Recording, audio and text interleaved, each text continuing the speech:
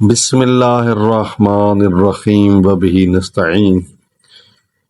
عزیزان، برادران، دوستان، آج جو ہے قارئین، سامعین، ناظرین، آج مولا علی علیہ الصلوۃ والسلام کا ایک فرمان ذیشان جو بہت عمدہ فرمان ہے اور ایک گہرا فرمان ہے، جس میں آپ کو ایک موٹیویشن ملے گی، انوویشن ملے گی، ایک چینج ملے گی۔